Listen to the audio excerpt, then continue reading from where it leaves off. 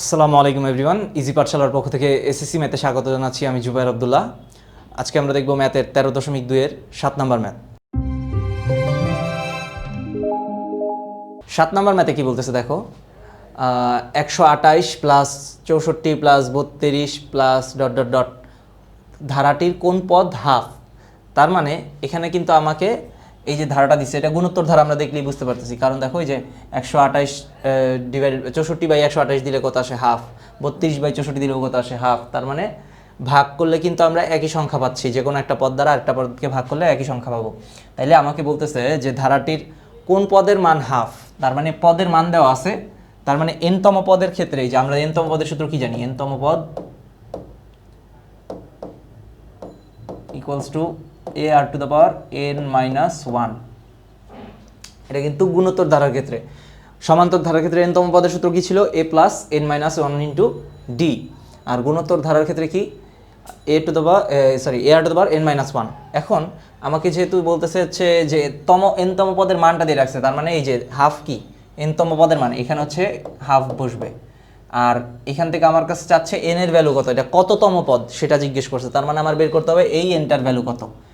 তাহলে আমি দেখো এখন প্রথম পদ কত আমার এখানে, প্রথম পদ কিন্তু আমরা যদি এখানে একটু সাইডে লিখি হচ্ছে a ইকুয়ালস টু কত 128।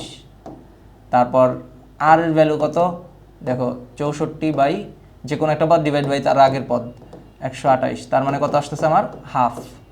ঠিক আছে, তাহলে এই যে এই দুইটা আমরা বের করে ফেলছি, এ এবং আর। এবং আরেকটা কি জানি, এনতম পদের মান জানি, সেটা হচ্ছে হাফ। তাহলে মনে করি যে ধারাটির এনতম পদ ইকুয়ালস টু হাফ, তাহলে গুণোত্তর ধারার এনতম পদ ইকুয়ালস টু কি AR two the power n-1 সূত্র আমরা বসাইলাম। তাহলে প্রশ্ন মতে আমরা কি বলতে পারি, AR two the power n-1 equals to কত হাফ। তাহলে আমরা দেখো এখানে বসাই, তাহলে AR two the power n-1 equals to কত হাফ, বা এখন এর ভ্যালু কত 128, এর ভ্যালু হচ্ছে 128 ইকুয়ালস টু না তো 128 ইন্টু আর এর ভ্যালুটা কত দেখো, আর এর ভ্যালু কিন্তু হাফ, তাহলে আমরা হাফ বসাবো এখানে, have to the power n-1 equals to হচ্ছে কত আমার হাফ। এই হাফটা এখানে বসলো। আচ্ছা এখন খেয়াল করো এখানে এই আমার, আচ্ছা আমরা এই 128কে কী করতে পারি, এই পাশে না ভাগ করে দিতে পারি, যেহেতু এখানে গুণ অবস্থায় আছে। তাহলে বা have to the power n-1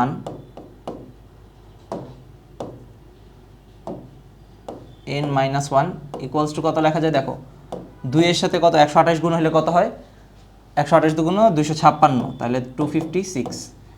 আচ্ছা এখন বা দেখো এখানে কত আছে হাফ, এইখানে কত আছে 256। এখন আমার যে মানে যেই মানটা বের করতে হবে, এনের ভ্যালুটা বের করতে হবে। এনের ভ্যালুটা কিন্তু আমার মানে মানে এনের ভ্যালুটা কোথায় আছে, পাওয়ারে আছে। তাহলে আমি কিন্তু পাওয়ারে রাখলে আমি মান কিন্তু বের করতে পারবো না, এটারে আমার কি করতে হবে, নিচে নামায় আনতে হবে। নিচে নামায় আনার জন্য আমরা কি করতে পারি দেখো, এইখানে এই আমরা যদি এইখানেও কিছু একটা সামথিং মানে পাওয়ার আকারে আনতে পারি, মনে করো এখানে হাফ আছে, এখানেও যদি বেজ হাফ আনি এবং পাওয়ার অন্য কিছু থাকে, দেখো এখানের বেজ কত হাফ, এখানের বেজ যদি হাফ আনতে পারি, তাহলে দুই পাশ থেকে সেম বেজ কিন্তু আমরা উঠায় ফেলতে পারবো।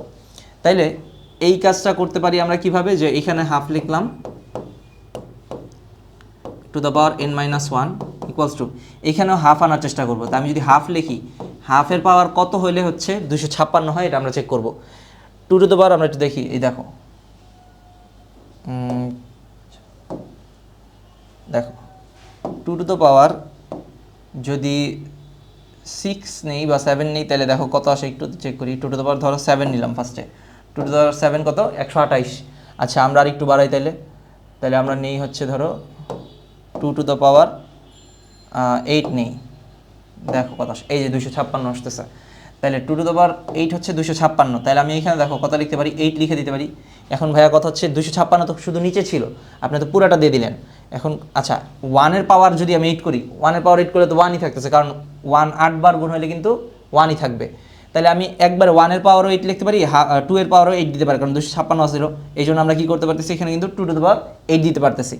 তাহলে যেহেতু এই জিনিসটা আমরা মনে করো এরকম দিতে পারতেছিলাম, ধরো 1 টু দ্য পাওয়ার 8 আর 2 টু দ্য পাওয়ার 8, এটা দুইটাই কিন্তু এরকম লেখা যায়। তাহলে একবার আমরা কিন্তু চাইলে এইভাবে লিখতে পারি 1/2 হোল টু দ্য পাওয়ার 8, এটা তো প্রবলেম নেই কোনো। ঠিক আছে, তাহলে আমি এখানে ডিরেক্ট এই জন্য এইভাবে একসাথে লিখে মানে একবারে লিখে ফেললাম যে হাফ টু দ্য পাওয়ার 8। তাহলে দেখো তো এখানেও কি বেস কত হাফ, এখানেও বেস কত হাফ, তাহলে দুই বেসটা আমরা সরাই ফেলবো, দুইটা বেস একসাথে সরাই ফেললে কি থাকতেছে এই যে পাওয়ারটা n-1 ইকুয়ালস টু কত, এখানে পাওয়ার কত ছিল 8, এটা থাকতেছে। সুতরাং n এর ভ্যালু কত দেখো তো, এই -1 বসে গেলে 8 রেখে 9, তাহলে এটাই কিন্তু আমার অ্যান্সার। তার মানে কততম পদের মান হাফ, 9তম পদের মান, আমার অ্যান্সার হচ্ছে 9তম পদের মান হচ্ছে হাফ। তাহলে আশা করি ম্যাথটা বুঝতে পারছো। ইনশাল্লাহ দেখা হচ্ছে আগামী পর্বে। আসসালামু আলাইকুম।